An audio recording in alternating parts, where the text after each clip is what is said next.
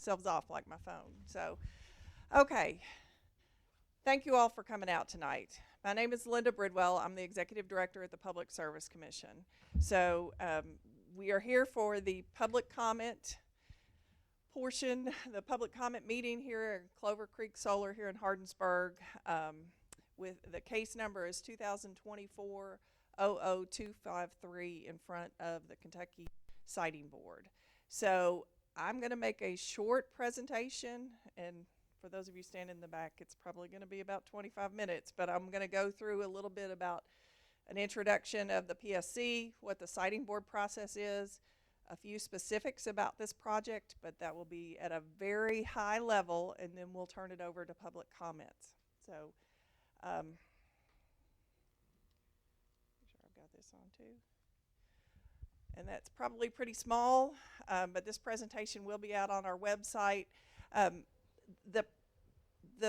I said, I'll have a short introduction. We'll talk about the process of the application for the Siting Board and the Clover Creek Solar's proposal specifically. And then we'll talk about some of the conditions that have been put on other solar projects that have been approved so that you have an idea of that. Then if you have any questions about the process, there will be a short question and answer, and then we'll open it up to the public comments. Now, I'm going to flip to the next page, and I want to make sure the purpose of tonight's meeting is for us as the Public Service Commission to hear public comment. So, members of the public, this is an opportunity for us to come so that you are not trying to send an email or write to Frankfurt or come to Frankfurt, that we come to the community so that we can hear the public comments from the community. I want to make sure we'll record this. All of the case record, anything that anyone has filed is part of the case record, including the recording tonight. It'll probably take us a day or two, but it'll be up on the website of the Public Service Commission. If you have a friend or a neighbor or a family member that wasn't able to come tonight and they want to see what was said, they can pull it up in a day or two and they'll be able to watch the entire video.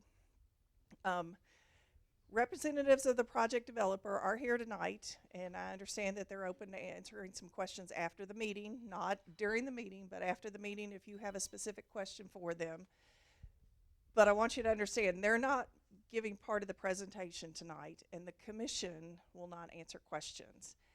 And we get a lot of confusion about that. You know, why aren't you answering questions about the project? And the commission serves in kind of a judicial role. So if you can think of it like your neighbor gets arrested for something, you can't go to the judge and ask questions about their case. You can read what's in the record, but this is really the commissioners serve as the judge, balancing the interests of the public, the applicant, and any interveners. So they're here to hear your comments tonight. Now, what I want to say is I want to stress, if you have a question that you're interested in, that doesn't mean that you shouldn't ask it tonight. I don't want you to have an expectation that you're going to get an answer from the commission tonight. It may be a question that the commissioners themselves are interested in hearing an answer to, and they will bring it up during the hearing when they have an evidentiary hearing. So, and again, I'm going to talk about all the ways that you can offer public comment. It doesn't have to be tonight. So let's just jump into that, but I always try and put that caveat up front because I know sometimes people get frustrated. They thought they were coming out for an informational meeting, and that's not what the purpose is tonight. But just to give you an overview, so the Public Service Commission is 3 commissioners that are appointed by the governor, and they do have judicial duties. So they're hearing cases all the time about utilities, and they act as the judge in those cases. We regulate more than 1,100 utilities across the state of Kentucky. We're funded by an assessment paid by the utilities. So it's based upon the utilities' annual revenues. And it was created in 1934, so it's been essentially this structure since 1934. We have about 88 employees right now that look at all sorts of regulation across the utilities.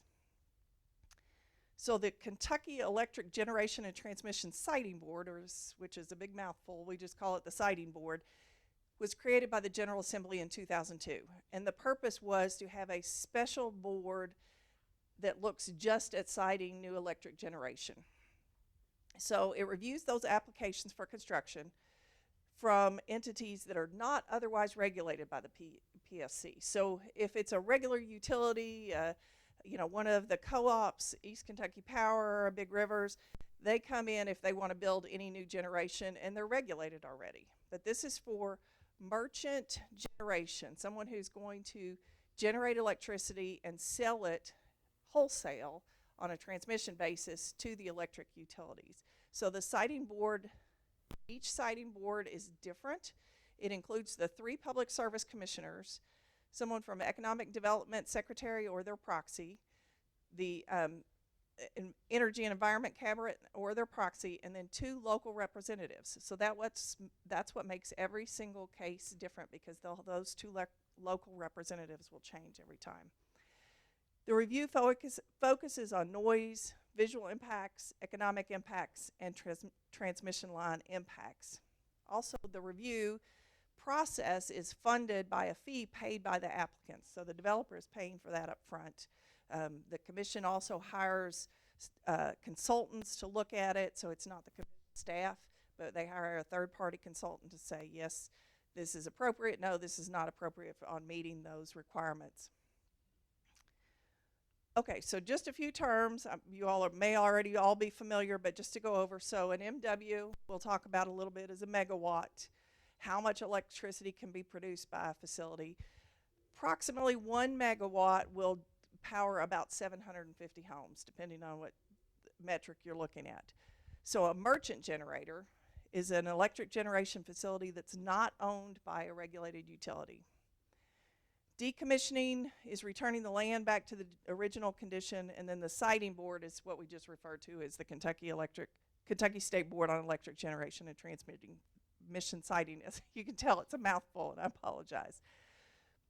Okay, so again, an overview of the siting board. The generating facilities sell power on the wholesale market, and those wholesale purchasers are what guides a lot of the decisions on where those generation facilities are being sited, how much is being needed, those sort of things. Siting board approval is required for all merchant plants with a generating capacity of 10 megawatts or more, for non-regulated transmission lines capable of carrying 69,000 volts or more.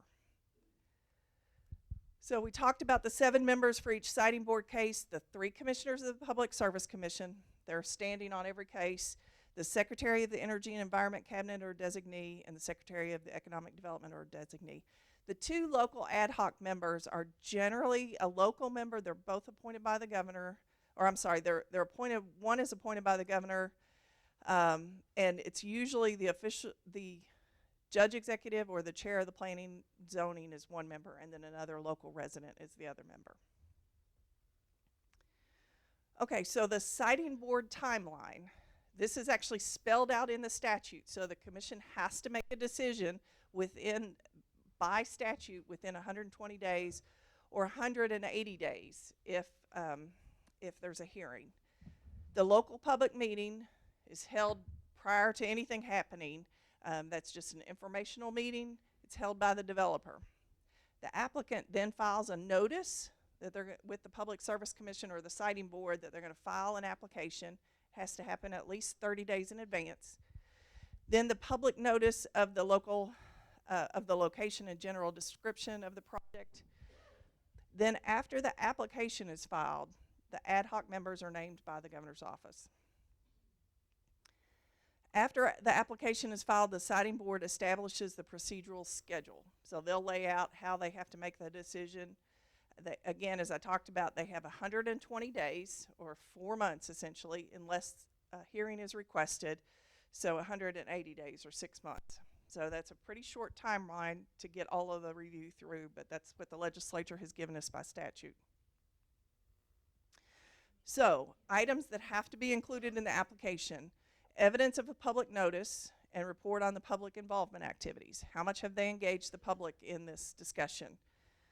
Compliance with any local planning and zoning regulations and noise control ordinances. Analysis of the effects of the proposed facility on the electric transmission grid. Analysis of the economic impacts.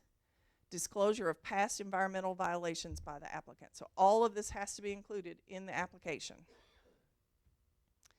So the applicant also submits a site assessment report.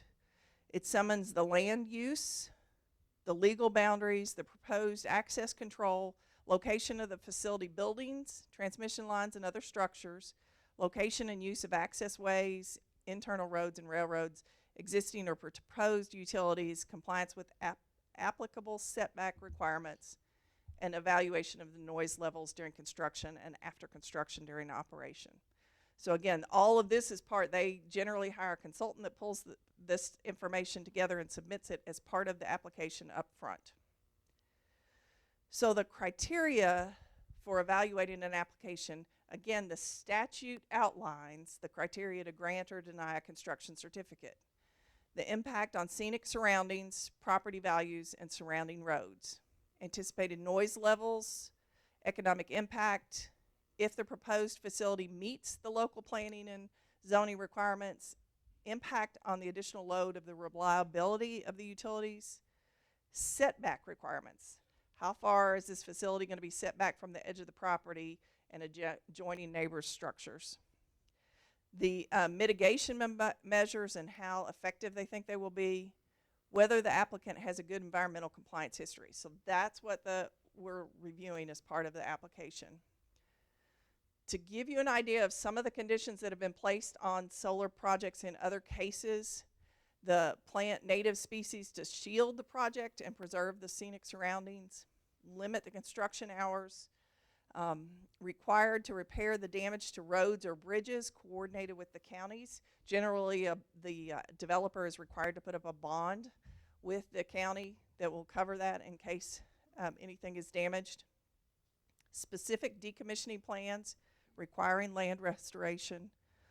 A bond with the counties for the project life to ensure that once the decommissioning is needed, that it is able to take place. So all of these things are to protect the county so that at any point that the project is terminated, that the county is also protected in order to do the decommissioning if necessary. There are also other conditions: establish a complaint process during construction or operation, notify the PSC prior to construction beginning, and once operations begins, the Energy and Environment Cabinet takes over on monitoring the site on at least an annual basis. Now, this is the part that sometimes people have a hard time understanding, but again, I want to make sure that I put this in here. One of the things that the siting board does not review is the highest or best use of the land operation. And that's simply because there's nowhere in the statute that allows the siting board to make that review. The siting board also does not review alternative locations for the project. Again, that's because that's not part of the statutory criteria for approval of the process. Now, I know there will be a lot of discussion about that, and so I don't want anybody to feel like you can't comment on that, but I want you to understand that that's part of what the siting board does and does not review. Okay, so specifically about the Clover Creek case. Again, I'm going to say the case number about 5 times tonight. So case number 2024-00253. And that case number is very important because if you want to get on the PSC website and search the record, if you want to make a comment in the case later, all of that, if you want to go back and watch the video, you need to have that case number to find it on our website at any time. So the notice of intent was filed in August. The application and site assessment report were filed November 1st. The proposed 100 megawatt solar facility, the site 1,100 acre site in Breckinridge County. The applicant notified the adjacent homeowners or landowners on October 30th, 2024. The applicant conducted a public meeting on October 12th, 2022, and as part of their application listed a number of public engagement activities between October 2022 and the application to the siting board. So the next steps after tonight, and again, I want you to understand, if you're here tonight and you didn't sign up to speak, but you decide you want to speak later at the end of the night, the commissioner, the chair will run through this all, and she'll ask the people that signed up to speak, but then she'll go through everybody and ask if anybody else wants to speak. But what I want you to understand is this is not your only opportunity to comment. Or if you comment tonight, you can comment again at a later time.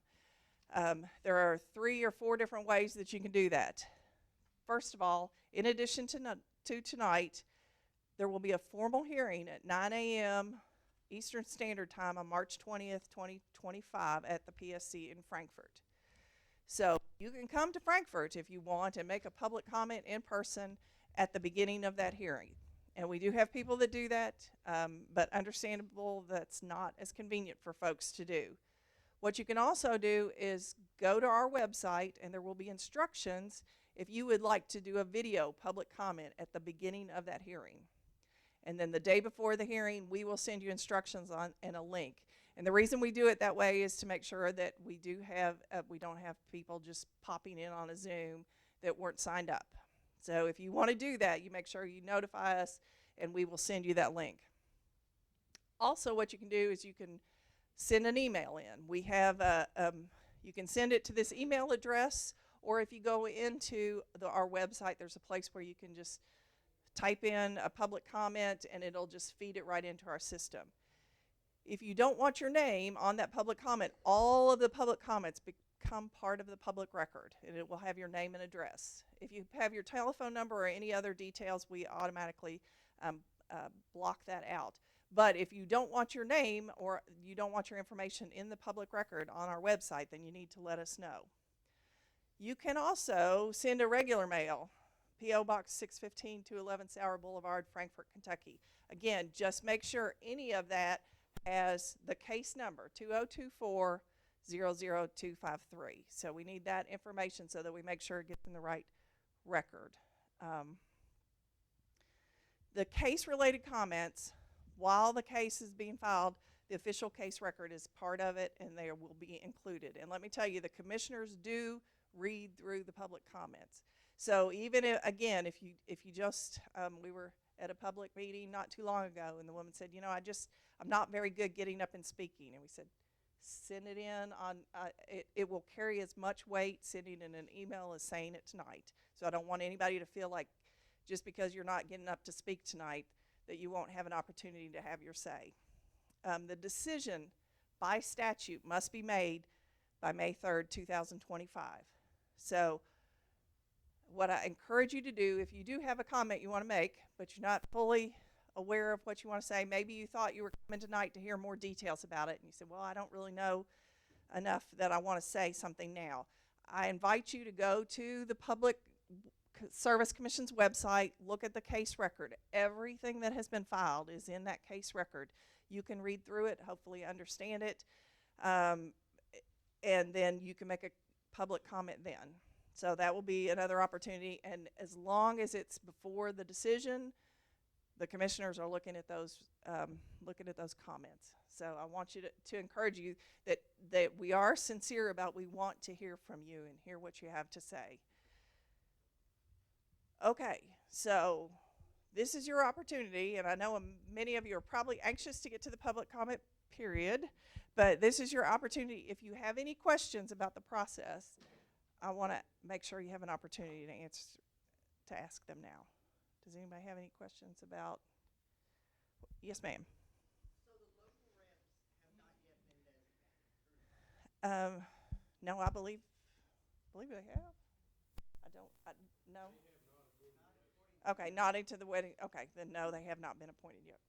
And then the consultant firm you said would do a consultant firm would do the analyses of the impact of the project, the power generated, and so forth. And that firm would be hired by the company who wants to put in this project. So there are 2 consultant reports. The developer will hire a consultant, and that was filed as part of the application. And then the Public Service Commission or the Siting Board will hire a separate consultant and will review all of the information, ask questions. So if you have a chance, if you go through one of the previous cases, you can kind of see, because it takes that consultant a while to get all of the information gathered up and assess it. And sometimes they recommend, different conditions or things based on the site and what they determine. Did that help? Okay. Okay. Yes. I'm glad you asked that. Thank you. Thank you for letting me clarify that. What else? Are you all ready for public comment? Okay, so one of the things that I do ask, I'm going to leave this PSC information up here again. This is our website. This is the email address, the case number, and again, the mailing address. Feel free to take a picture. We'll leave this up during all of the public comments. The chair, again, I'm going to remind you, I'm going to turn it over to the commissioners here. We have 2 of the 3 commissioners here tonight. She'll let you know how long, depending on how many are speaking, that we can have the allocated time.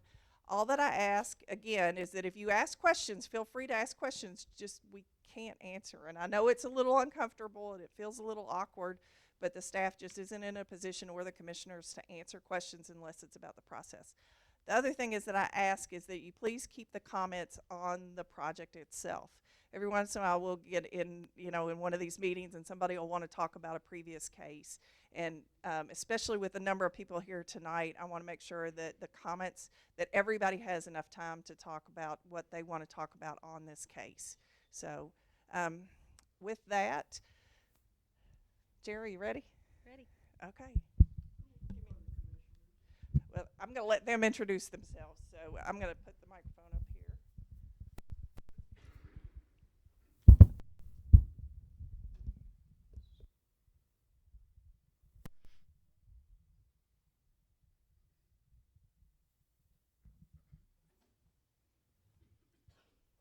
Okay.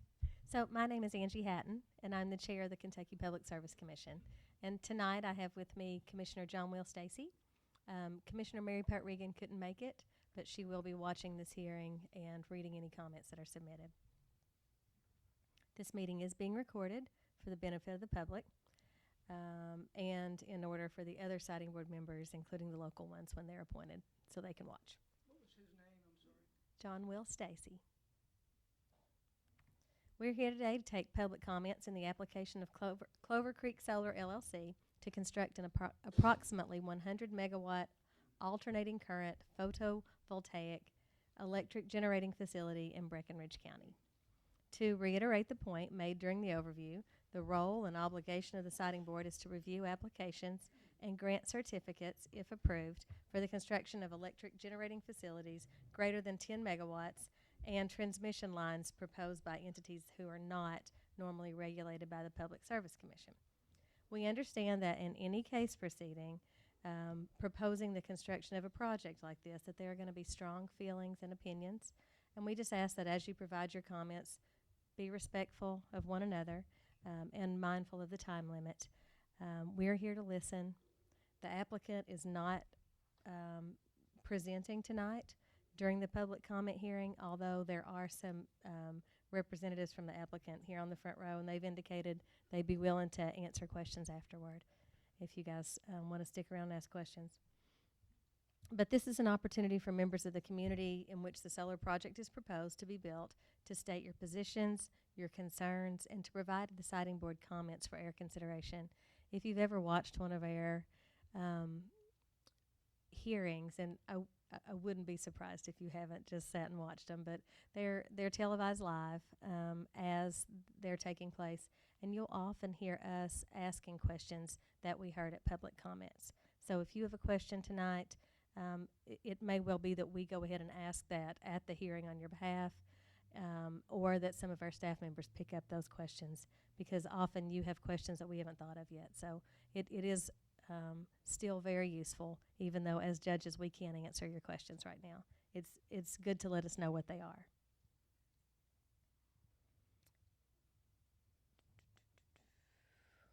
Covered that. Okay. If you need contact information for the company, if you don't want to just ask them questions tonight, you can go to the Public Service Commission website, or you can call the Public Service Commission to get contact information for the company, and then you could contact them directly.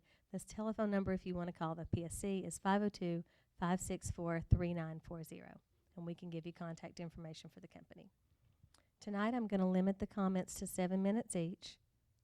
and I'll let you know when you have 1 minute remaining. As always, written comments may be made to the deciding board at any time during the consideration of this case. That's all the way up until we make the decision, which is May 3rd. And if you do, write us with comments. Include your name, address, and make sure and include the case number, 2024-00253. It's up on the board here for the whole meeting. And if you have the case number on your comments, we make sure it gets into the case file. You can also mail your comments to the Public Service Commission at P.O. Box 615-211 Sauer Boulevard, Frankfort, Kentucky 40602-0615, or email to us at psc.comment@ky.gov. Now, when you come up to speak, you'll come right to this microphone, and please provide us with your name and your address before you start speaking, and then I'll start the timer. So if I'm looking at my phone, it's because I'm looking at the timer. And if I'm looking at this, it's because I'm taking notes. So we really do want to hear from you. We're glad you're here. We're glad you cared enough to come out. And I'm going to call in the order. We had 82 people sign in, but only about 10 or 12 have said they want to speak. So I'm going to go first through the ones who indicated yes, that they wanted to speak, and then I'll go back through and read them all. Or if you change your mind, you absolutely can still speak. I'll just ask again after the ones who signed up to speak. And anybody who wants to speak, we're going to stay until you get a chance to speak. Okay? All right. The first one I have on my list looks like Gary Greenwell. And if you'll just come up to the microphone. I want to hold mine until later. Okay. Don't let me forget you, okay? I'm going to make a note, but don't let me forget you. The next is Brandon Herring or Henning.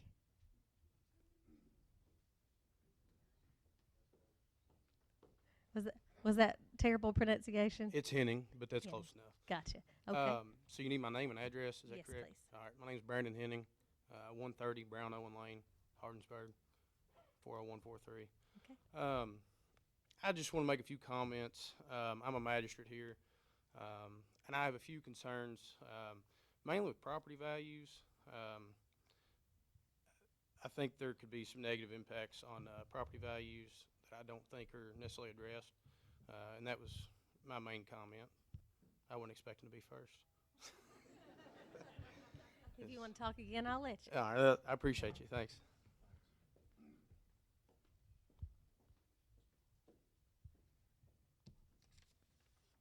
The next one that appears to have indicated they wanted to speak was Richard Dupin. D-U-P-I-N. Don't want to speak? Okay. If you change your mind, just let me know, okay? And then Cindy Tabs. I'm sorry. My handwriting is terrible, so.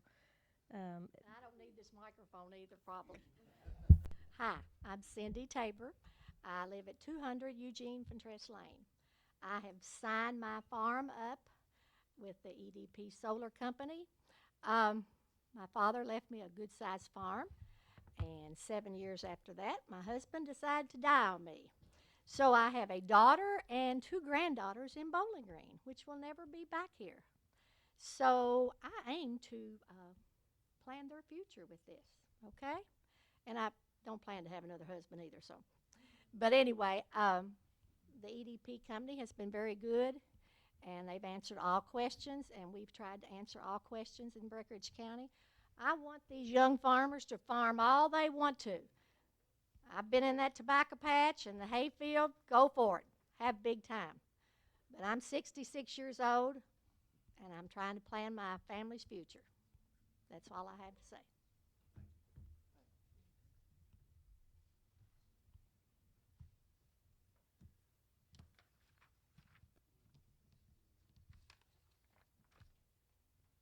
The next one that I had, not as a no, but was a maybe, was Lisa Galloway. I might in a little bit. Okay. Don't let me forget.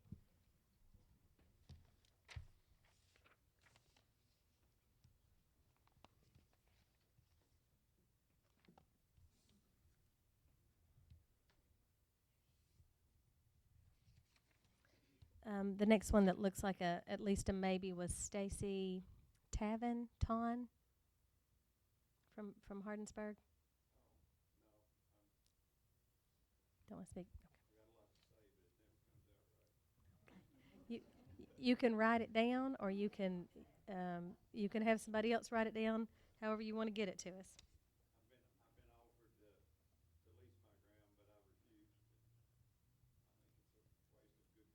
You want to come up to the microphone and? Okay. Okay.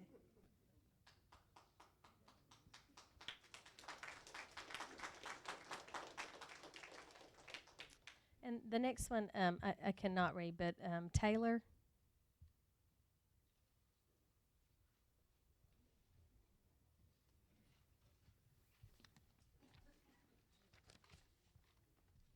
Hello, my name is Taylor Stinnett. I live at 1430 Old Seary Mook Road in Hudson, Kentucky. Can you say your last name again? I'm sorry. Stinnett. Stinnett. My concerns is how are we going to chew on these things when they develop and they're no longer useful? I mean, they only last for 15 years. After that, their depreciation starts going down and they no longer make the same energy as before.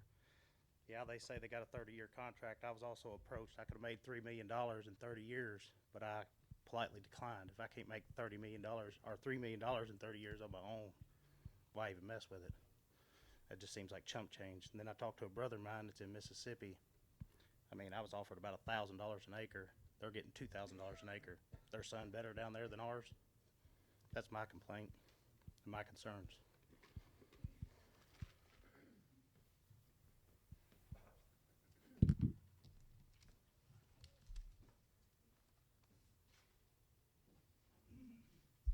Andrew Matthews.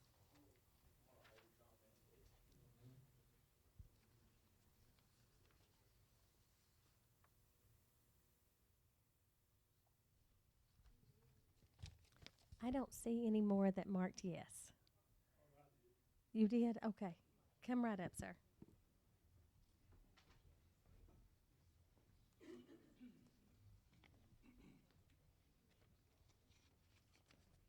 My legal name is James D. Miller. I live at 495 Miller Lane, Hardsburg, Kentucky. Everybody knows me as Jim. Let me give a little bit of my history. I grew up on a tenant farm, the farm that I've got signed up with solar.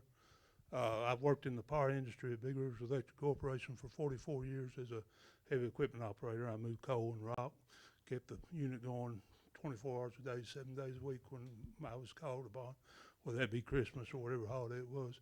I was there when I was supposed to be. The reason I decided to sign my farm up with solar is they shut my power plant down at Coleman Station because it was old and I guess we couldn't get along with Century, so they decided to shut that plant down. And it kind of made me wonder then where we was going to get our power from, and I had the opportunity to sign my farm up with solar. And coal electricity is very dirty. I also worked at the Wilson plant, DB Wilson plant, for 8 years after they shut the Coleman plant down. So anyway, my main concern was I think we need power. We're going to have power. A lot of people don't even know where the power comes from. They think they turn that switch on and it's there. But that's not the case. It takes a lot of hard work to keep power going, especially in cold weather. But anyway, that's neither here nor there. I think solar power is going to be a clean way to make power. I realize it's going to take up part of my farm, but I'm 67 years old, almost 68, worked swing shift 44 years and raised tobacco and corn and soybeans and cattle to pay for this farm, and I pay the taxes on it. I think I should be able to do with it what I want to. And part of my farm, if it goes through, will be going into solar. And I appreciate everybody not thinking I'm a bad person for doing that. Thank you.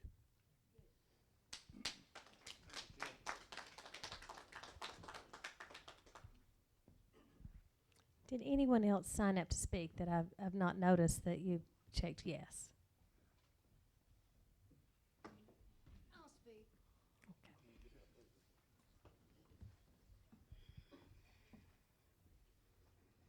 First of all, I love you, Jim Miller. Grown up with you.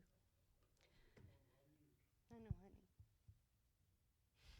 Lisa Galloway, 293 Matt Lane, Hardinsburg, Kentucky. I don't know why I'm so torn up over this, other than the core of my being just knows it's wrong on so many levels. I am blessed enough that they're not going in around me. And I'm thankful for that. But they're going in around a lot of people in Breckinridge County. And I love this county. I was born in this hospital in this county, and I was raised here. And I love it. This is God's country. And we're blessed.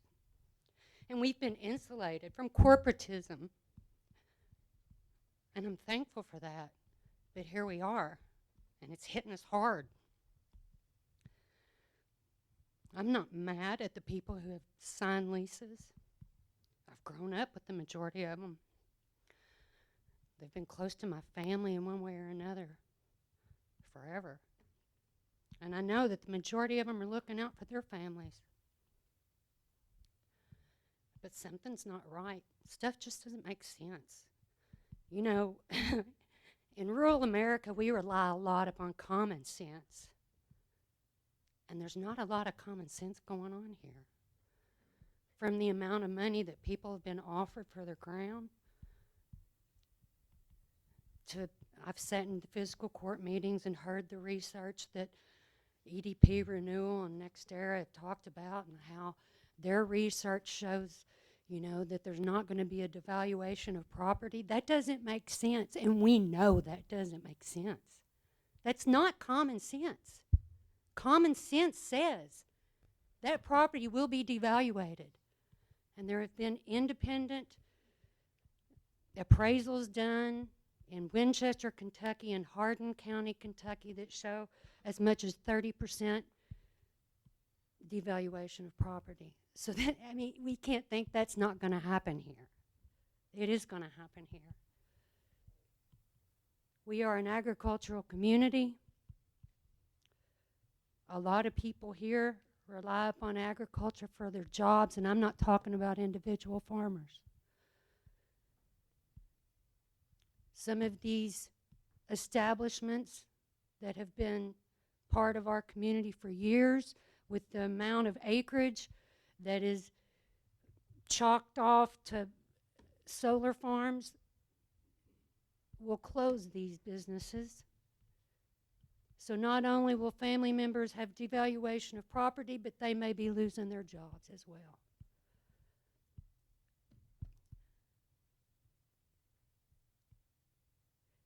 I have researched this stuff for thousands and thousands of hours, what it feels like, probably only 10 or 15.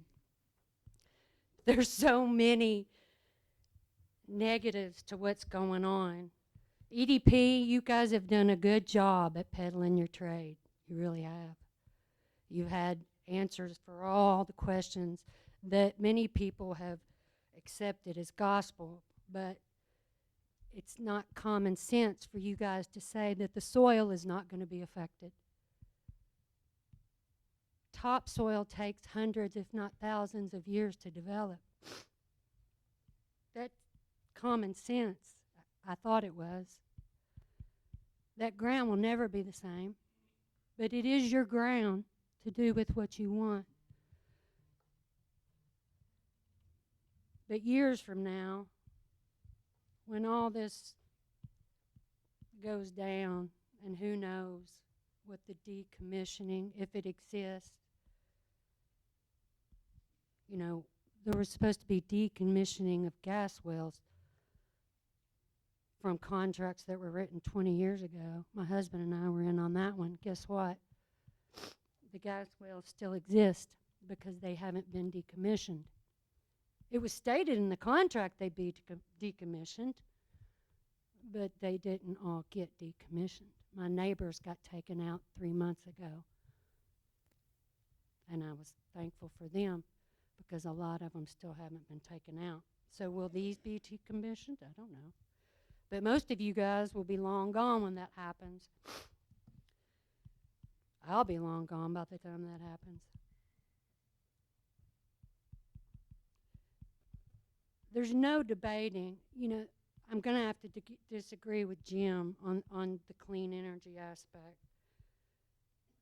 Solar's not clean, especially when you look at the fact of what's happening to the ground and the fossil fuels that are required to create them, and 90% of them are created in China, which, by the way, EDP's #1 shareholder and their parent company, which is from Portugal, is the government of Singapore.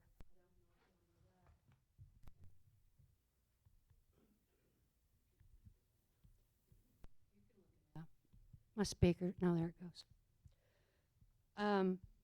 90% of solar panels are made with fossil fuels and numerous toxic substances. You can't even put them in trash places because they won't take them. That says something. It takes fossil fuels to get them from China to here. And then the power plants like Big Rivers still have to operate, and what they operate on, coal. That's not going to stop.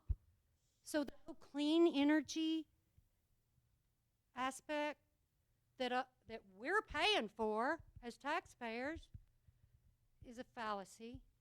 It's a fallacy. 1 minute. The other thing that comes to my mind before I have to sit down is, these things are prone to fires. All we have is volunteer fire departments. There was a huge fire in New York, Chamont, I think was the name of the town, where like 12 different fire companies were called, and it took days for this thing to go out, and they people had to leave their homes. We don't have the capability of dealing with that kind of stuff. We're a small, innocent, rural area that's being taken advantage of. And I just beg you to consider that. Thank you.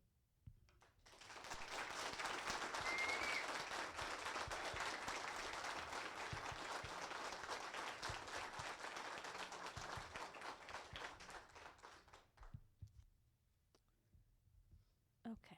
Anyone else that would like to speak?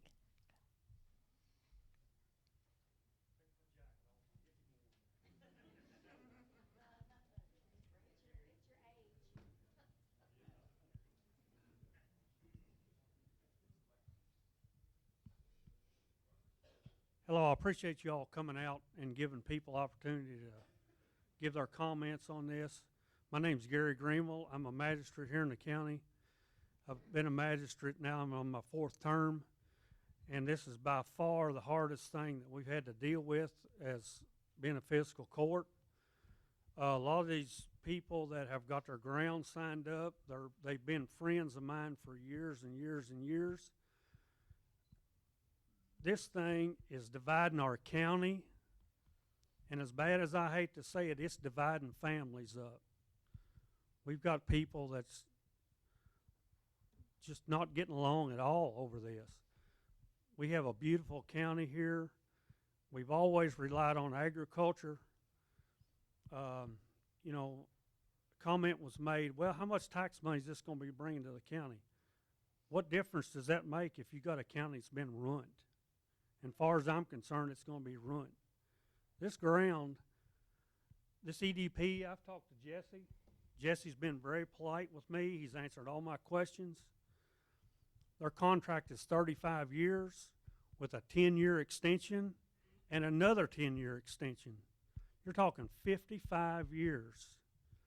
You're talking, that's going to affect probably 6 generations of families. It's affecting 3 generations of families right now that's here now. And it's going to affect that many more. And, I know it's good money, but this ground that they're wanting to put out here on 60, there is no telling what that ground would bring if you decide to sell it. Me personally, if I had a farm out there and I needed some money or wanted some money, I would just sell that ground because it would bring lots and lots of money and be left as farm ground, not just destroyed by these solar panels. And there's studies out here that it won't devalue property. most of those studies are done by the solar companies. You can research it. They're done by solar companies.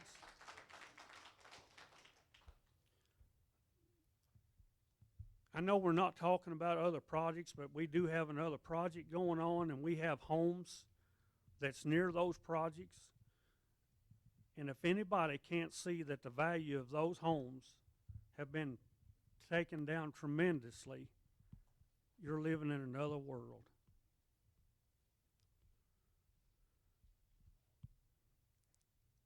You know, I think we as a fiscal court have to decide a lot of these decisions. People say, well, 6 or 7 people shouldn't be able to make these decisions. Well, that's what we've been elected to do. We've been elected to make these decisions for the people. I was kind of surprised that there's not more comments tonight than there has been, because I know there's lots of people. If I had to guess, my daughter asked me a while ago, said, how many people you think here is against this that's here tonight? I think it's 90%. I've had a lot of comments to me. You know, a lot of people just don't like to get up and speak publicly. I don't like to get up and speak publicly, because sometimes it shows how I'm not very bright, maybe.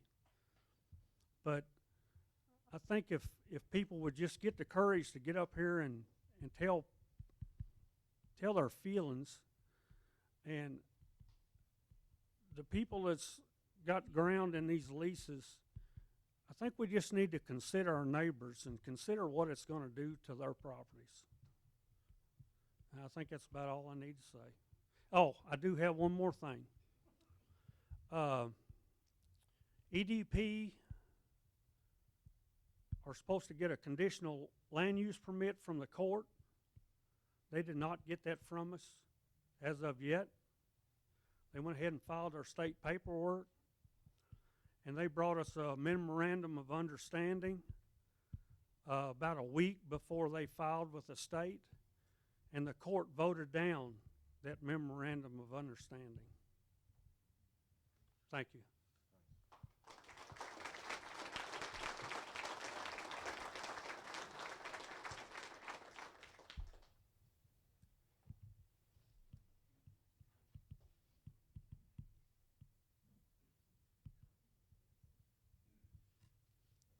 Okay. Anybody else? Come on up.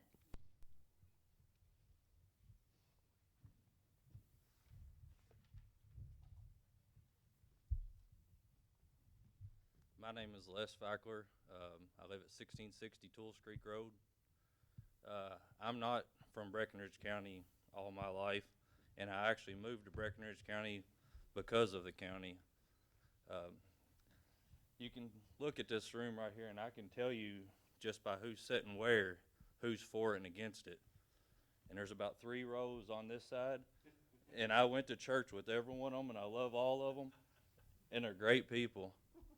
But I am affected by the solar panels. I got a farm right next to my house, and I bought that farm in a prime location and paid a lot of money for it just because of where it's at, and my neighbors are going to affect my property value.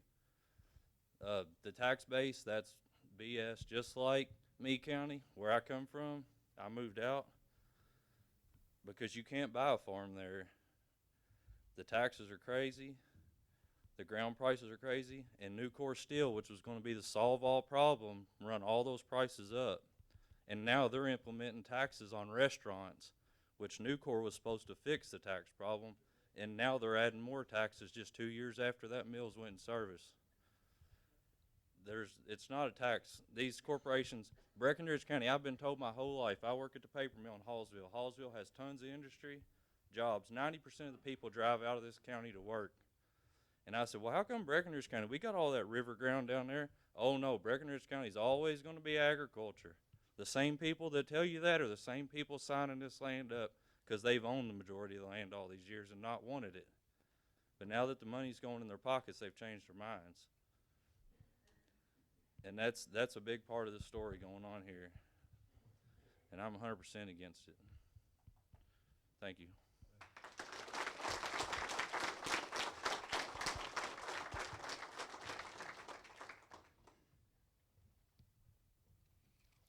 I can call the roll again, or we can, if you want to come on up. Ma'am, you'll be next. Craig Norton, 4790 Highway 1385, Hardensburg, Kentucky. I started a thing on Facebook on change.org petition. It's got 742 signatures. I don't really know what to do with it after that, but I haven't dug that deep into it. Shows how prepared I am. But my mother has worked in ag retail for 20-something years. My dad, been a farmer, dealt with all these people over here, all great people. I don't really want to throw any stones or anything like that. I've had good jobs, a bunch of good jobs. Most people that know me know that. But farming, you can't beat it. And I know it might just be 1,100 acres up there on that screen, but you do that for years and years, and we can't chew on dollar bills and we can't chew on solar panels, is my thing. I understand it's good money. I understand that. When I went full-time farming, my wife said, what are we going to do for retirement? And I said, well, either we got something we can keep running with, or the kids can keep running with, or they can sell it and there's the money. And the biggest thing to me is, as a farmer, the most important thing to me is be a good steward of the land, protect the land, and pass it down to the next generation. Thank you.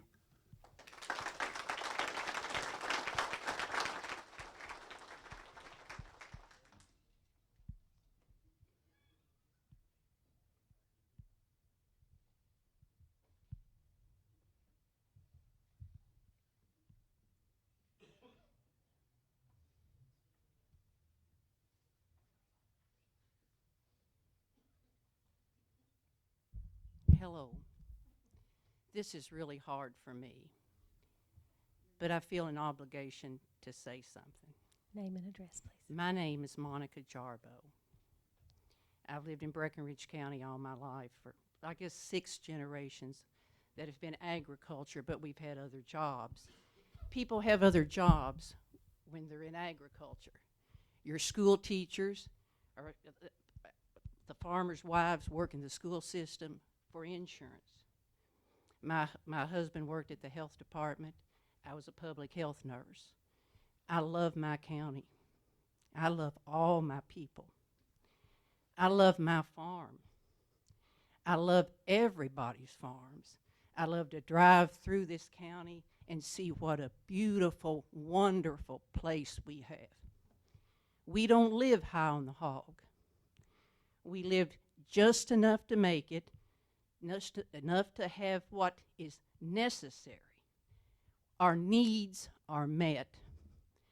And when we can't farm in our county anymore because of solar systems everywhere, our children, the children of the people that want to farm, that want to be in agriculture, have no choice. Now, my kids, my child, my grandchildren may not want my farm, but somebody will. Somebody will. Somebody will. I can understand people needing money, but I think maybe we all think we need more than we really do. And when somebody comes and they talk to you, like what happened maybe in eastern Kentucky with the coal mines, or what's happening here, it's gone, it don't come back. You know, you build a house somewhere, you know, it doesn't go back to farmland. You put up these solar panels and people are going to decommission something, it ain't going to happen. It's not going to be the same. It'll never be the same. There'll be a lot of regrets from people that choose this, because Breckinridge County is in their blood, just like it's in mine, and we don't want to lose it. We passionately don't want to lose it. I think that's enough. I felt like I should say something, but I don't want to hurt anybody's feelings. And I understand everybody owns their land, but I'm not really sure that's a good way to think about it. Paul, what's the man's name that told me we were stewards and we want to leave the land in better shape than it was when we got it. We want to leave it better.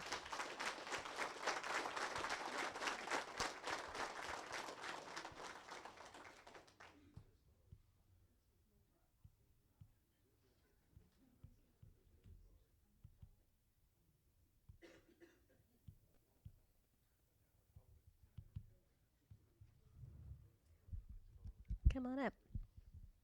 And just a reminder, if you get home and decide that you want to talk, you could always sign up to come speak in person the day we have this hearing.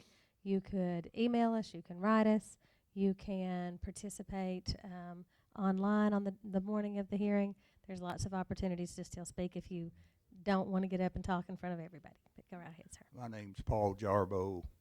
I'm a retired health environmentalist. My address is 296 West Critchlow Lane, McDaniels, Kentucky. Can I ask these guys here any questions? You can go ahead and ask. They can't answer during the hearing, but they could answer after. And if when you ask questions, then we'll have them. Does any of this electric power stay in Breckinridge County, or is it all sent up north?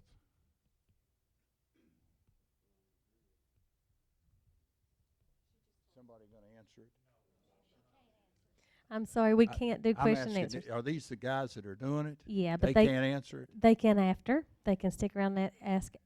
They can't give me evidence right now because they're parties in a case, and everything that's happening right now is going into evidence. So I can't let them give me evidence right now because they're parties, but they can talk to you after.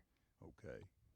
And that's the other thing, I was an environmentalist. I wondered about if there's any toxic materials in the pipes and the wires that they run underground, especially in the sinkholes up towards Brandenburg.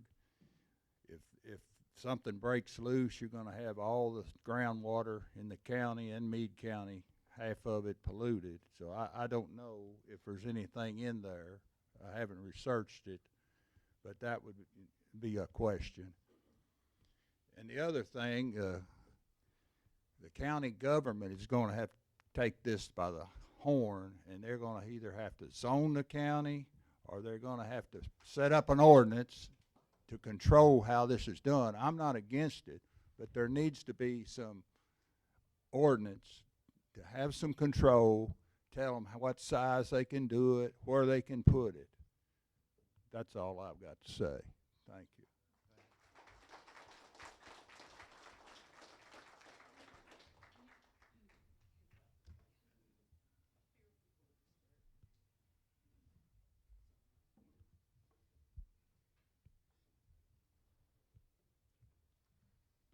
Hi, my name is Vivian Heverin. I've been in Breckinridge County a lot of my life, but not all of my life. I was gone after high school for 30 years and came back. I love this place, like I believe everybody here does. I honestly think, and I have lived elsewhere before, and after leaving for high school, I have lived elsewhere. I believe this is the prettiest county in the state. One of my concerns, well, let me just, you need my address too, I'm sorry. 11881 North Highway 261, Webster, that's 40176. And if any of you are familiar with Webster, you can well imagine that I, whenever I leave, have to take a convoluted route to avoid the hideous sight of the solar farms near me. And talk about trashy. I mean, people laugh and sing songs about trailer trash and ghettos and stuff. This is way below that. This is awful looking. And in a pretty area to see farmland turn to that. And again, I am not trying to criticize people who've made the decisions they've made on behalf of their families and their own needs. But I do believe firmly that we are called on as creatures on this earth to be good stewards of all of our resources. That would be our time, our money, the land about us.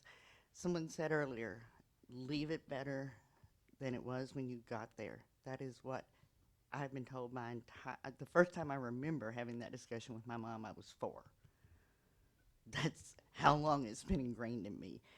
And even when I've been in rental places, and we are now, we plant trees and do things to improve that land. It's not even ours. But it's a big deal, and it's a matter of being a responsible citizen, in my personal opinion. Paul O'Reilly said the first day of civics, in high school, your little car, and you talked about which side of the road it could be on. And you get this half, or you get these cars get this half, but you can't take your half out of the middle, because your rights end where the next guys begin. And that is how we are called on to live. That's what our Constitution of this great country says. Not in those words, those are mine. But you just can't impose without restraints. It does not mean people aren't free to do what they want with their land, because they absolutely are. Everybody is. But I feel very strongly about this. One of the things I'd like to invite people to do is look online. If you're undecided or you don't know where you stand, regardless of whether you know or not, check out the pictures of the piles of garbage from solar panels, because they can't go in your landfill when they break or are damaged or no longer useful because their life expectancy has been exceeded. They just lay in a pile of garbage, much like the solar or the electric car batteries. It's just the epitome of trash. These panels are made in China, largely with slave labor. The rare earth minerals are mined in China. Uyghur children there. They've got rights in much of Africa to mine these rare earth minerals, and they're being mined largely by children. Children who will likely die young because of their exposure to these and the practices that are being used in mining processes there. I believe our actions are our votes. So proceeding with solar farms, to me, says we don't care about God's creation. Our fellow men, the land, our natural resources, which we've been bountifully blessed in Kentucky, I believe. I feel like not being good stewards is the epitome of foolishness. And I am not, again, saying that people who have leased or sold land for this project or any other project are fools. I do actually think they've been duped by a science, the same kind of scientists that sold us a bill of goods on COVID. All talk, all fancy degrees with lots of letters after their names, lots of big name publicity with big industry or big dollars supporting behind them. And they've got all the fancy promotions and materials, but the science isn't necessarily what they say it is. And that's my opinion. Thank you all for listening.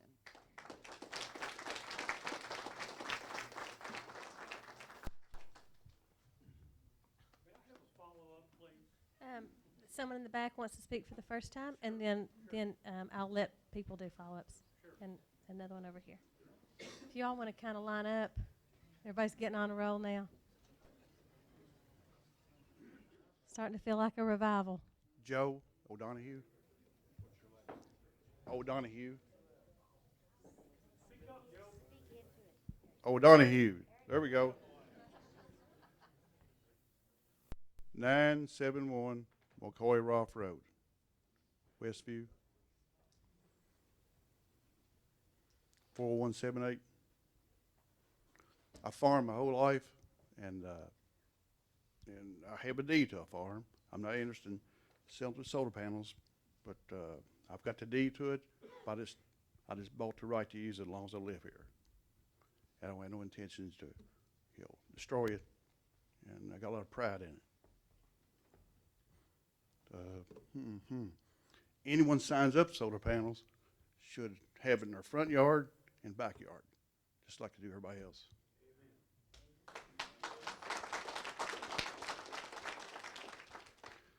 If it's give to me, I'd probably be interested because I didn't pay for it.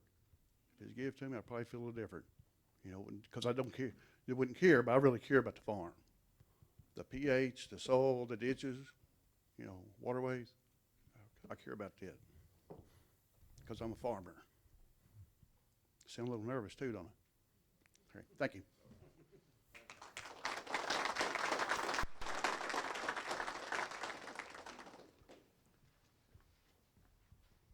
1 second.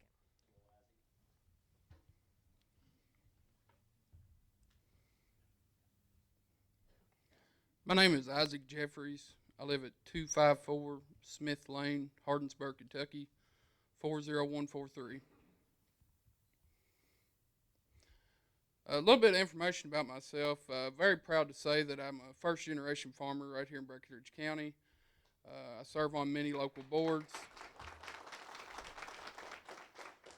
that support agriculture. I stayed fairly quiet on the topic of solar for quite a long time, but back in October, my wife and I purchased our first farm, and there's a deed with my name on it downstairs, so I feel like I have a little say in this county now. My main concern for the solar is what it's going to do to our local economy. Like I said, I'm newly married, I plan to start a family in the future, and I want to raise my family right here in Breckinridge County like I was. Therefore, I'm concerned for the future of our community, our local businesses, and not only but our farmland. Anybody involved in agriculture knows that farming is hard enough as it is, but you can't do it without land. You also can't live in a community that doesn't have any quality businesses. I'm drawing a blank here, folks.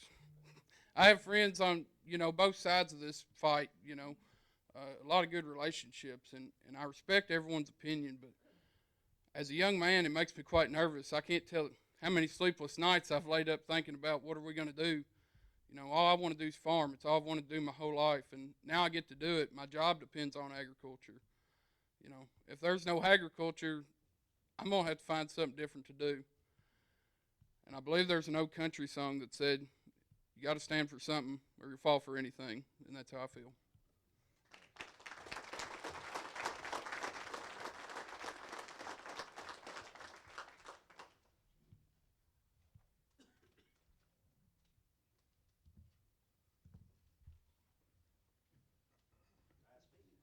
Come on up, sir.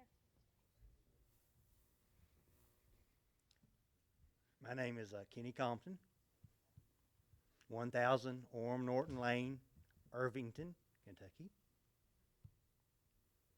There's 4 generations on my little farm. I do my part to feed the world. No farms, no food. I respect everybody's decision. Yes, I have a deed, they have a deed. But I say it again, no farms, no food. A lot of people think they go to Clover and get their food. Somebody's got to get it to Clover, right? Thank you.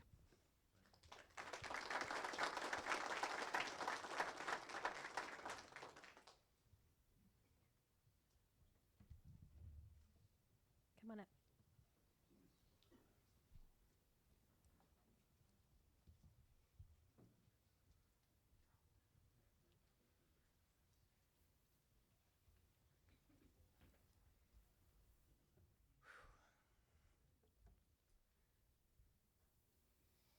Bear with me here. I don't even speak in front of people at all. I don't sing in front of them. I don't speak in front of them. I just keep to myself. My name's Corey Basham. The property we have is 1122 Old Highway 60. A lot of people actually recognize it as the old pay lake behind Hardee's and McDonald's. My mom and dad actually bought that place in 2009.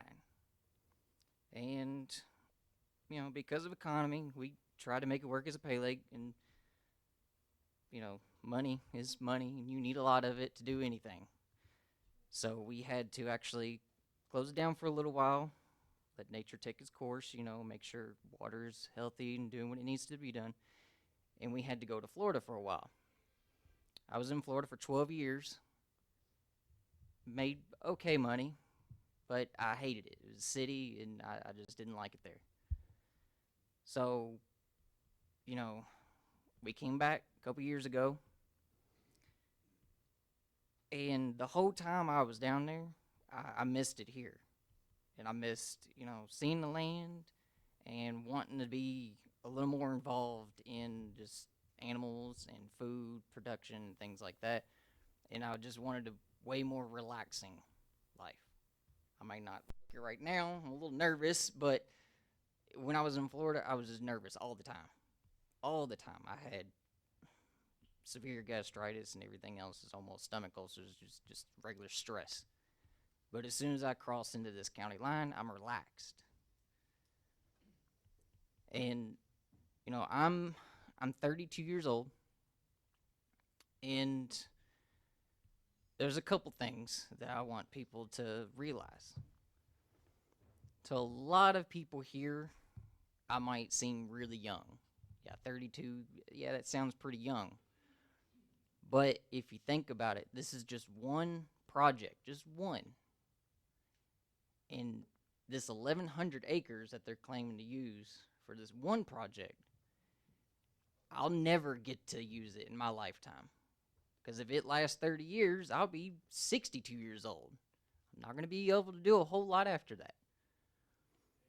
So, you know, I'll do my best to keep healthy at that age. But, you know, because of what I have to do now, you know, I'm learning to be a CNC machinist, which sounds great and all, but that's because I couldn't do what I wanted to do. You know, I wanted to have a nice, relaxing life. You know, I wanted to be able to come here, call this place home. I'm not picky. I'm fine with a few acres. I don't need 100. I don't need 1,000 or anything like that. But I'm just one person, and I do have a girlfriend now, so, you know, she wants a couple acres, and she wants some horses. But I can't foresee myself getting any for several reasons. One of them is money. For the people that have, you know, a couple hundred acres, and they've had this in their family for a real long time, and, you know, their kids don't want to do it anymore because they have to go find money. So they can't sit there and farm. They have to find money. So they go out, and they can't come back to farm. So the people that have the farm now, in their 50s, 60s, 70s, and 80s, you know, they sell it out to projects like this in hopes that the money will continue so they can send that money to their kids instead, because that's what they need, money. But you can still get money from your farms. You know, like, for me, instance, like, again, I want a farm. Like, the lake that I have now, I have poor little chickens on there. I have 8 chickens on there, and I do my best with, you know, learning day by day what to do with them and try not to freeze them to death out there. But, you know, that's only because I can't afford to do more, or I can't find the land to do more. I look every day on Facebook and several other realty places and everything else, and just for 1 acre is $40,000. Now, I do not make a lot of money. I really don't. And I'm just starting out with the CNC stuff, and it's still, once I get into it, it still ain't going to be a whole lot of money. But I work 8 hours there, and I travel an hour back and forth. So I'm working, say, 10 hours a day. And in the meantime, I check on the chickens. I make sure they're doing good. I come home, I cook, clean, and everything else, and then I pretty much got to go to bed. I don't get a whole lot of time to, venture out and learn more and do all this other stuff because I'm just worried about money. And I'm not the only one. Again, I'm only 32 years old, and people from, around my age, anywhere 10 years and younger or older, are still in the same boat as me. They can't get the land because they can't get the money. 1 minute. And then, okay, thank you.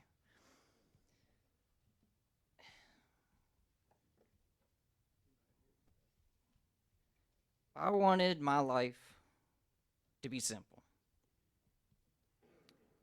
I want to be able to relax, come home, and honestly, farming is actually relaxing to me. Sounds odd, but it is. Being able to put my hands to work and to be able to see the value that comes out of it instead of just pushing buttons on a machine. I know there's a lot of people here are actually on social media, TikTok, Facebook, so on. A lot of people are seeing, even just in the news, people around my age and younger are calling it the homestead era. We're trying to go back to the way it was, where we can, support each other, we can rely on each other, and we can eat healthier food and... Time's up. Okay. Can I have, 30 seconds to finish? Thank you very much. I just want to make a point. I do have to finish up really quick. That there are people in the future, my future, and, maybe one day if I have kids, my nieces, we want to get back into it. We want the world a little healthier. And in order to do that, we need more food. If we have people that want to do it, why not help us do it instead of selling your 1,100 acres, 200 acres, even 5 acres to just solar panels so we can play more video games? I don't want to play video games. I want to go outside, I want to make some food, and I want to eat healthy. Simple as that. Thank you.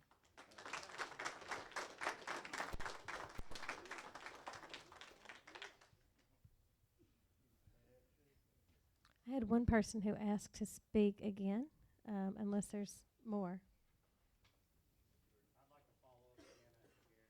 Okay.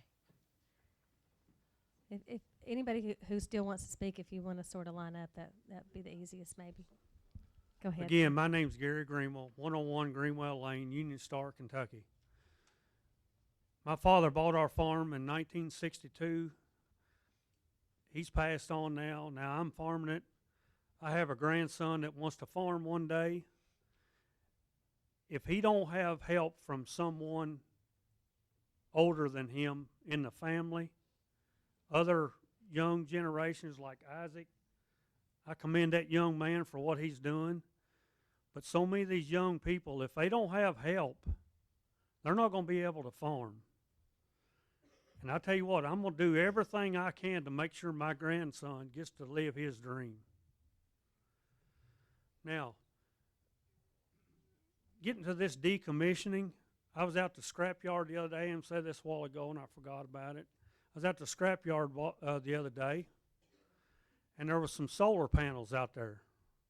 One of the local farmers come in, he said, "Y'all, what kind of money y'all pay for the solar panels?" The guy at the scrapyard, he said, "We don't pay anything for them. We're probably going to have to pay to get rid of them." So this thing about money there for decommissioning, is it there, is it not? I mean, who knows? All these companies, these solar companies, are LLCs. They do that for a reason. They're branch offs from other larger companies, but if they form an LLC and they go broke, they don't lose everything. They do that for a reason. Now, I want to just talk to some people out here that's got projects. Y'all are good friends of mine. A lot of you all have got family members that want to farm. why don't you all help them farm? If you don't have family members that want to help farm, why don't you sell that ground to someone that does want to farm? Let's keep Breckinridge County agriculture as long as possible.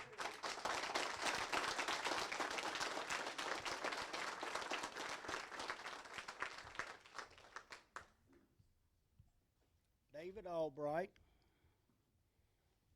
Irvington, Kentucky, 8426 West Highway 86. Okay. Judge, cut me off if I say something's not right. I just want to let people know that we, as a court, we can't keep solar out from what I was told. Is that right? They have the right to be here. And the only way that we can have hardly any control is if we had the three dirty words that I'm going to say, planning and zoning. If we had planning and zoning, we'd have a little more say in what people could do with their land. And I'm against really government telling people what they can do with their land. But on the other hand, we need to have a little say. And when what you do on your property devalues my property, that's wrong. So we need to come up with something that'll compensate these people. If there is a devaluation of your property, these people ought to be compensated for it. But I want everybody here to know, if you feel like that we need planning and zoning, that you need to get a hold of your magistrates, which I'm one of them. And but I never heard the word planning and zoning. I don't hear much about the solar panels except when I get here. If it was put on the ballot, for solar panels, against solar panels, or I don't care would get a whole lot of votes. And then I think, a lot of people don't want them. I think in this room right here, I think the majority of the county don't want solar panels, I will say that. But we can't do anything about it. So our hands are tied. I don't think legally we can do anything about it. Is that true, Judge? So I just want to let people know that we can't vote to keep them out. We just can try to control it. And that's all I got to say. Come on, Gary. You got it. I'm going to let you have your Okay, I just got to follow up. David's my friend. We worked for 40 years together. You got to be on the microphone so I get in the record. Okay. Sorry. This is the last time, though. Okay. It just got coming. David and I worked together for 40 years. He's standing up here saying there's nothing we can do about it. There is things we can do about it on the court. We don't have planning and zoning. We will have to address that through our ordinance for solar. But there is something we can do about it. Well, we can't keep them out. And I didn't like none of the 40 years I worked with him either. I just kidding. Would you like my name again? Go ahead. Taylor Stennett, 1430 Old Seaweed Mook Road, Hudson, Kentucky. Jim got up here and painted a picture for you guys. I'd like to paint you a picture as well. I'm a 20-year lineman that's worked in this trade. I've done everything from solar. I've run the coal shovel, putting coal in the power plant. I've also run the scrubbers. I've been in the gypsum plant where they send the material down south. I've been everywhere from New York to Houston, Texas. I've been on 3 hurricanes this year. And I'll tell you right now, when the lights go out, they're out. What feeds those lights? Lines. So it don't matter if these solar fields are here or not. I'm going to tell you right now, when the power lines go down, you're not going to have any power. When you don't have any power, you can't buy nothing regardless. So if you think that's helping, it's not. And most of the time, this stuff goes out abroad. They're selling it somewhere else in case a power plant goes down. They sell it over there to help that area out, which is not going to help us out at all. It's just bringing one individual money to their pocket. Also, I'd like to say that my family farm that I do own has been in my family. The last deed come together to make my property at 1884. Still in my name. Still take care of it. With that being said, at 9 years old, I started running a tractor for my granddad raking hay.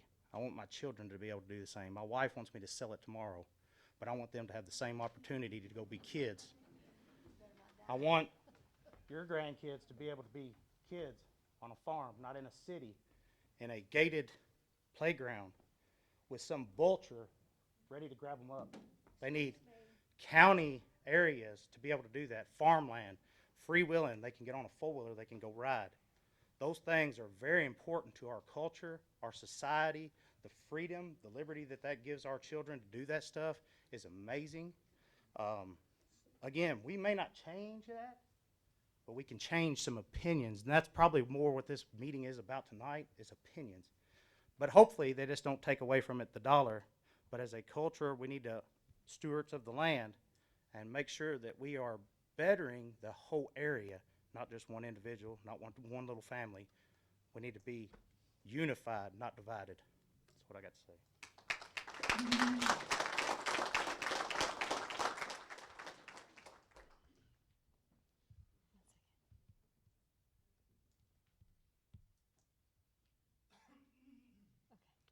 My name is Blake Flood.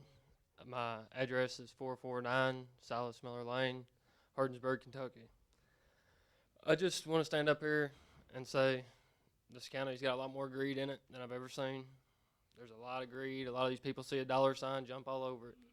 And I just purchased a farm, and I know for a fact that there is a grandson, a nephew, somebody related to you that would much rather farm the ground that you have that's signed up or farm it. And they would much rather farm it than clean up solar panels, because if it gets left to them, that's what the first thing they're going to want to do is clean up the solar panels. They're not going to want to run no solar farm.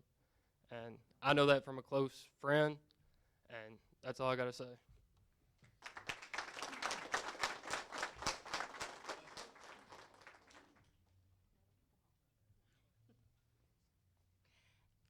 Okay, bear with me here. I don't like to speak out in public, but I feel like I need to. My name's Robin Lowry. I'm at 1122 Old Highway 60, which is the old Pay Lake. We've had it for a lot of years, held on to it for a lot of reasons. My husband and I met when we fished that place almost 35, 36 years ago. We wanted to be in this county. Like my son came up and spoke, we had to leave for a little while so we could pay for everything. We came back. We wanted to come back. That was always our goal, to come back here, because of all these people and all their property. We would drive through here and just admire everything. The feeling that you get coming through here. I don't know these people. They don't know me. But I've been by all their properties, I guarantee you, 1,000,000 times since I was a little kid. Just riding through, just looking. Now when I go down Highway 60 and I have to go that way, which I do not very often, I go towards Owensboro because the view's a lot better. Irvington makes me nauseous. Makes me nauseous. It's disgusting. And it's all because someone came in and showed Christmas lights to someone. Christmas lights. That's what they do. They come in and they sell you this. Oh, it's wonderful. It's going to help your family. It's going to do this and it's going to do that. And they do it in places where maybe I don't know everything. You know, I've seen some stuff. We lived in Florida for 12 years. I've seen corporations come in and completely destroy nature, destroy it in every aspect, every way, shape, and form. The flood lines in Florida moved inwards. Do you know why? Because they built. They built things that shouldn't have been built. Now there's nowhere for that water to go. So now it comes in. So I got a laundry list of things here, but it's not going to do any good because there's nobody here to answer your questions. That's how they do it. This is just one part of their process that they have to go through as their check mark. That's what they do. That's how they do this. Does one person's voice really matter? I don't know. And like the one person said, can we stop it? Probably not, because our pockets aren't deep enough. But I'm going to be up here and I'm going to say in the future, I'm going to say, I did try. I did say something. And this county matters to me. Do you know me? No. Do I know some of you? No. It doesn't matter. My feelings are still the same about this place. I love it. I love it. Is the money tight? Oh, you better believe it. But you cannot create more real estate. It doesn't just drop out of the sky and go, oh, well, that solar farm's got that agriculture tied up. We're going to go find one somewhere else. It's not there. You have a choice with the property that you have to make good decisions about what you're doing for it now and later. And that green dollar from a corporation that doesn't even live in your county will never give a crap about your county. That dollar is not going to make a difference to you in the end or your family, because you're going to look back on it and go, wow, man, I probably shouldn't have done that. You know, like I said, I got a laundry list of weird little things on this paper that I had been writing for weeks because I was so angry to find out that this was going to happen in this community, this beautiful community, with these very good people, even the ones who've made the decision to do it. Everyone has their way. But please be smart about it. Think about it. You're thinking, okay, in the future, they're going to have that dollar in their hand. Are they? Corporations are intelligent. That's why they're ahead of the game. They have contracts that we can't even fathom, that have loopholes and little things here and little things there that can get you. That's what they do. That's how they get their money. It's not by saving the planet by any means, because I can guarantee you that none of us in this room are going to benefit on our electric bill for having them big ugly beast out there.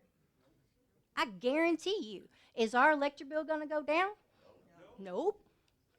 By, and honestly, it'll probably go up if you really start monitoring your kilowatts and stuff, which some of us have to do, but we have a community growth that we're responsible for. And they're always talking about, oh, we need to bring in business and we need to bring in people. And they talk about their kids having to leave. Well, their kids have to leave because of things, I'm sorry for the people who did choose it, things like this. Because that land will never be good for nothing, ever, as soon as they put that first panel on there. Is this going to stop anything? It's unfortunate, but probably not, because none of us have deep enough pockets for that, or lawyers that are smart enough for that. And that is extremely unfortunate. 1 minute. So, all this stuff I have on this paper just doesn't really even matter, because none of the questions are going to get answered anyway. And when they do, they like to do the slide here and the slide there and tell you what you want to hear, because that's what corporations do. But we're a small community. Protect it. Protect it. Sorry. Thank you.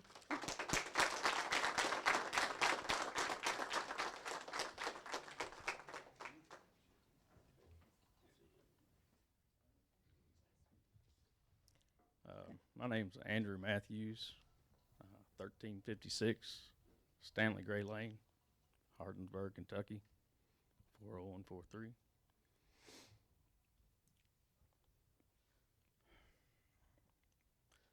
I get that there's a lot of good intentions behind green energy. I just don't believe it. This is a heavily government pushed issue.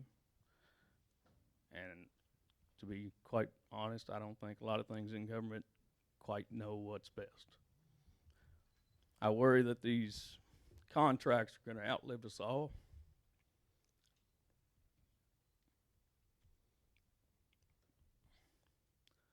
I'm going to be 60, 70, 80 years old. Hopefully trying to get these things decommissioned all the way. And when they say decommission, They don't take it all. It's just from the topsoil, 3 feet down. Everything else remains. They're not going to decommission. I just hear a lot of empty promises. And,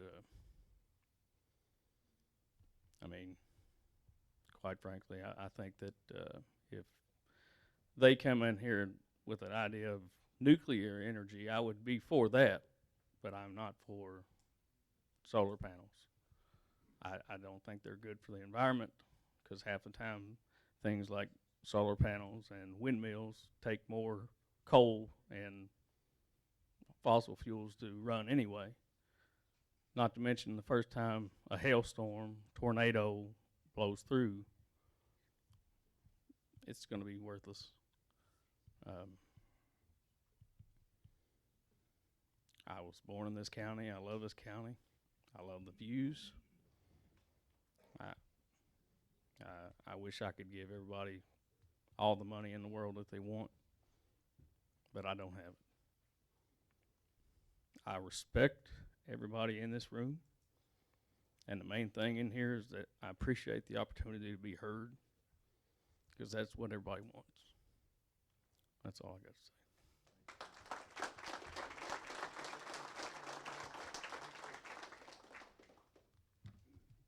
Well, it's me again. I've just had knee surgery. I'm Cindy Tabor again, and my father was very headstrong, and he passed that on to me. This farm is my farm. All I'm asking, and I'm not even on this project that's fixing to happen, give this team a chance to do these 1,100 acres, and then come back, see what happens. I know Irvington was a mess, but that's not their fault. What about it? Give them a chance. Go ahead, ma'am.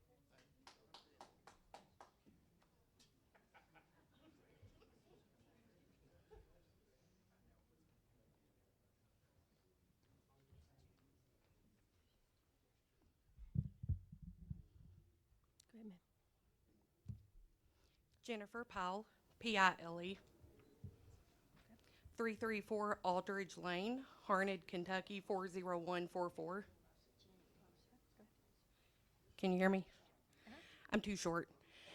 So, first of all, most people call me Jenny. I'm born and raised in this county. I have worked countless hours in this county. I do not farm. My in-laws farm, and the only chance my children will ever have to come close to farming will be inheriting that farm and hopefully being able to grow it. I have spent 20 years working EMS. I'm a nurse here now. I have worked with lots of folks in this room and have mad respect for everybody. My biggest concern is, and I am an intelligent person who can do legitimate research, I don't feel like there is enough legitimate information on this yet. I think we are jumping into something that once it's done, we can't take it back. We are agriculture.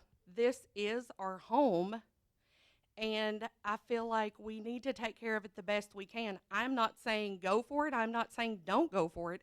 I am saying let's stop, look at legitimate information. Let's bring a team of folks in here who know everything about land and weather and all things agriculture, economic, the whole 9 yards, and let's do some legitimate research and figure out what this is going to do to us. What is this going to do to my kids in 30 years?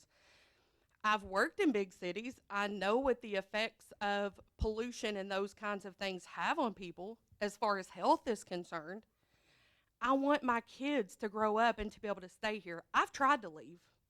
I've tried to leave a few times, and I got homesick and come back every time because this place is special. It is so special. We have such a unique brand here in this county, and when people come, they don't want to leave. So my biggest concern is that we are not taking enough time to investigate, to do proper research, and vet this like it should be. Thank you.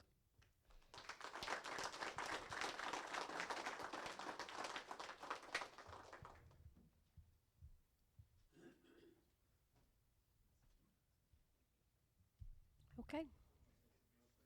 Sure.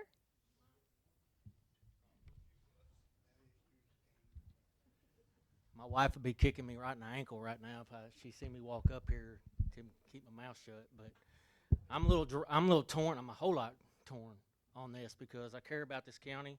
I care about the people in it, and I'm always out doing what I try to do, what is fair. So let me start off that I'm Sheriff Richardson. I live at 954 North Highway 333 in Irvington, Kentucky. So I'm a whole lot torn, like I said, I care about this county and care about the people in it. You can stand on my front porch and you can see the Irvington project from my front porch. It was actually we was actually approached to actually put panels on us. We chose not to do that. My father chose not to do that. Then I seen the neighboring person who got that. They did it their whole life, farmed their whole life, and their kids don't want to farm, so they were going to try to keep their farm. So I'm torn between both. My son and daughter's primary income is agriculture. My grandson will probably be a farmer as well. All I'm asking is that you weigh out all the evidence and you look out for all of us. Look out for all of us. Is there, and I know you can't answer questions or whatever, but I feel like there needs to be some legal aid for the people who sign contracts. Make sure they fully understand their contracts because they're long contracts. And it could be something that they could be locked into that they don't want to be locked into. I don't know if they fully understand their contracts or not. And I'm against us telling them what we can and can't do on someone's property. I want for us to be fair for everybody across the board, which is a hard task. I'm faced with it quite frequently during the day, going to people's houses and listening to each side and try to be fair and make a decision. And that's what I'm asking you all to do, is to make sure that we're protecting everybody, the people who's agriculture and the people who wants to sell and have solar. Look out for all of our interests. And there's a lot of deep pockets that can sell a contract. We've all bought that undercoating at the local dealership that we didn't really need to buy that undercoating. If we fully understood the contract when we bought that car, we probably wouldn't have bought the undercoating. Same thing with a contract and fancy people coming in and telling you that this is such a good thing. Well, they need to fully understand if it is a good thing, it is. But they need to fully understand those contracts. And there'll be funding out there that makes sure that these farmers, these landowners are getting legal advice on these contractors, fully understand their contracts. And I won't stand up here. There's a lot of people hot and ready to go home because I'll come off here, okay? Thank you all.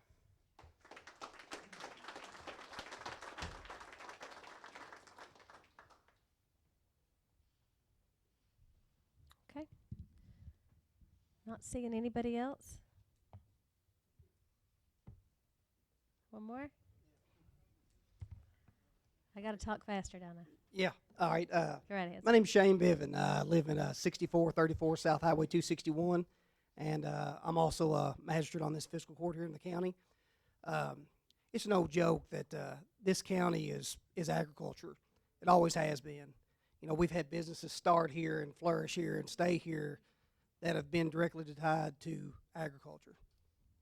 And those same businesses give to your churches and give to your schools and give when somebody is sick. And, you know, if this is just one project, we have multiple projects that are on lease, even ground to be sold. If we take out all this stuff, you know these businesses are going to suffer. I mean, I can think of multiple businesses, and you know, agriculture it's our life here, and you take that away, it's just like a factory in one town. If it comes in and the town goes around it, and that factory closes, that town dies, and it's the same way with this county. And you have to sit there and consider that we are agriculture community. We do not have parkways. We do not have interstates. We are not going to flourish like some areas of this state does.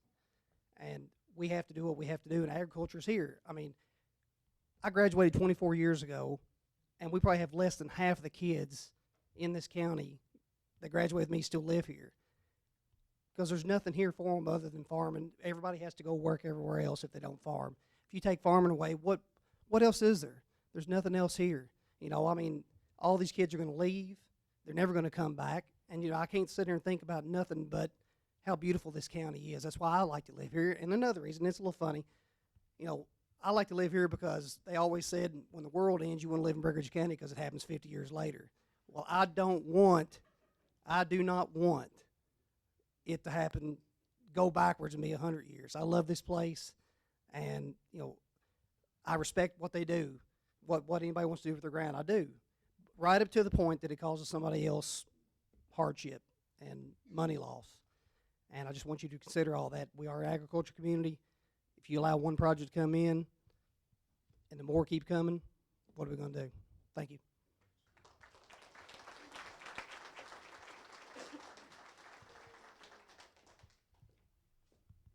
Brandon Henning, 130 Brown Owen Lane, Hardensburg. I just wanted to say a couple more things. I know you guys all feel like we're telling you what you can do with your land. And I think that's a terrible way to look at it. We, as a court, I'm a fiscal court, are telling the solar companies what they can do on your land. I think if any of these people here, if they wanted to choose to do solar panels on their own, on a private dollar, I don't see any issue with that. But the problem we run into is majority of these projects are taxpayer funded. So, and that in turn has the government to have say on what happens and where it happens. And I think that's a real important piece here, is the amount of taxpayer dollars that of everybody here is paying for it. So I think that's where our job as a local government and your guys' job as a government entity, correct? Yeah. So, you know, you guys have a duty to do, and I think it's pretty clear tonight, you know, where those tax dollars need to go, and I don't believe that's in solar. Thank you.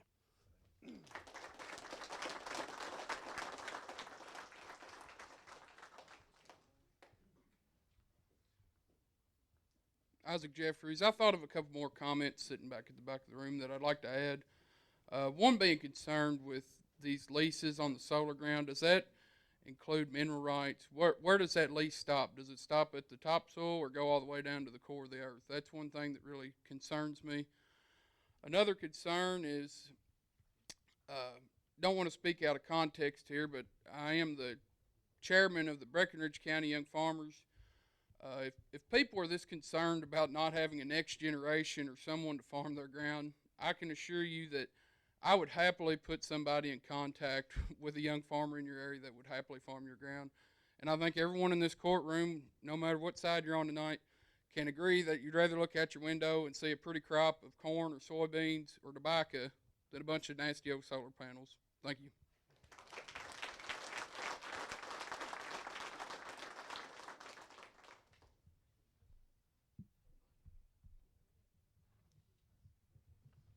Okay. Well, we've enjoyed being with you all tonight. We appreciate you having us. And if no one else would like to comment at this time, we'll go ahead and begin the process of adjourning. Remember, you can still submit written comments. If you want to write down the thoughts you had tonight and email them or mail them to us, you can email them to psc.comment@ky.gov. Or you can mail them to 211 Sauer Boulevard, Frankfort, Kentucky 40601. Please remember to include the case number if you write to us. The case number is 2024-00253.